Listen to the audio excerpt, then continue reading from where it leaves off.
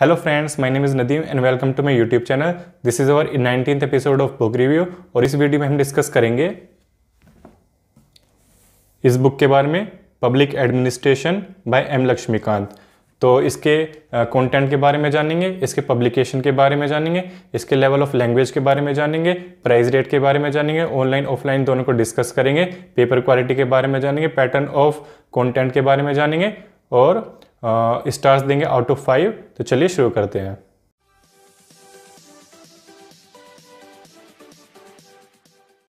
दोस्तों यह public administration by M Laxmikanth. M Laxmikanth इसके राइटर हैं और इसका पब्लिकेशन है मैकग्रो-हिल। मैकग्रो-हिल काफ़ी रिनाउंड पब्लिकेशन माना जाता है। तो आइए अब इसके कंटेंट के बारे में जानते हैं। इसके जो कंटेंट है उसमें टोटल 12 चैप्टर्स हैं। एक बार गो थ्रू हो जाते हैं one by one.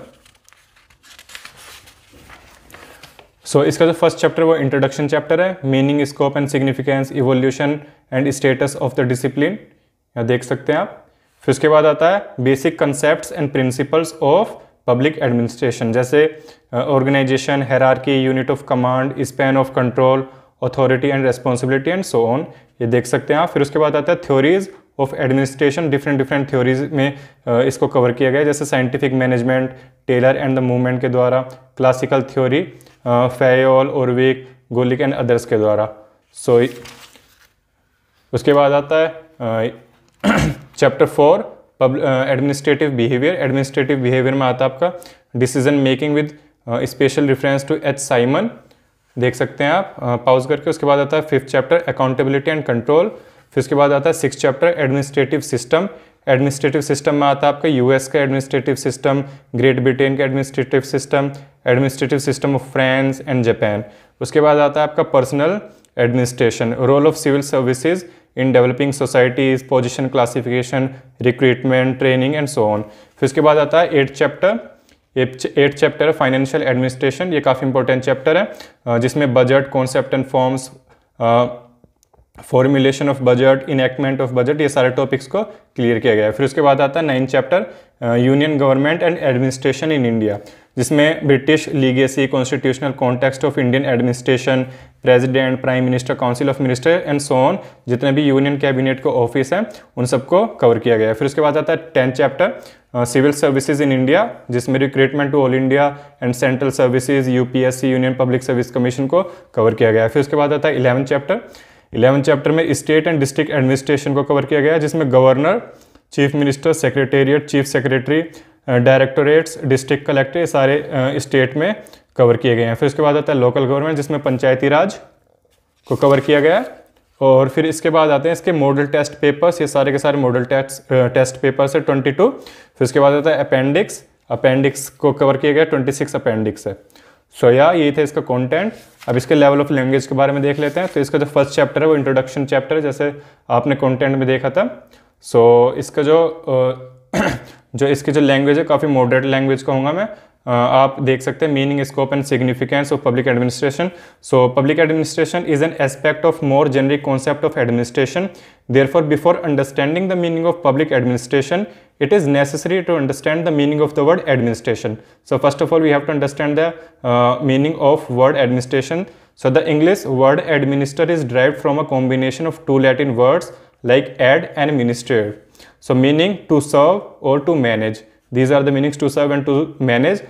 Literally the term administrator means management of affairs, public or private. It can be public और प्राइवेट। पब्लिक एडमिनिस्ट्रेशन को डिफाइन किया गया है डिफरेंट ऑथर्स के द्वारा, जो कि टाटा मैकग्रो-हिल का जो एक पैटर्न है लिखने का। पहले इंट्रोडक्शन के साथ चलते हैं, फिर ये जो जितनी भी डेफिनेशंस होती है राइटर्स की उसको कवर करते हैं। फिर उसके बाद जो इनके जो सब पॉइंट्स होते हैं, सब हेडिंग्स होती है, जैसे एडमिनिस्ट्रेशन, ऑर्गेनाइजेशन, मैनेजमेंट में क्या डिफरेंस है, नेचर ऑफ पब्लिक एडमिनिस्ट्रेशन क्या होता है, उसके सब पॉइंट्स। फिर उसके बाद इसमें एक जो काफ़ी खास बात लगी मेरे को, जब इसके लास्ट में जो है क्वेश्चन बैंक दिया गया है, ताकि जो आप चैप्टर पढ़ें उसके बाद जो क्वेश्चन अटेम्प्ट करें उसमें आपको काफ़ी क्लियरिटी मिले। मैं आपको एक बार दिखा देता हूँ। ये है question bank, multiple choice questions है। फर्स्ट चैप्टर का जो इंट्रोडक्शन चैप्टर है उसमें ये सारे क्वेश्चंस दे रखे हैं। तो अगर आप इनको अटेम्प्ट करोगे तो आपको चैप्टर की अच्छी क्लैरिटी मिलेगी और अगर जो आप कुछ मिस्टेक करते हो तो आप पीछे जाके इसको कवर कर सकते हो। सो या इसमें लगभग 100+ क्वेश्चन है फर्स्ट चैप्टर में। फिर उसके बाद आता है second chapter, basic concept and principles. देख सकते हैं आप, basic concept and principle of public administration.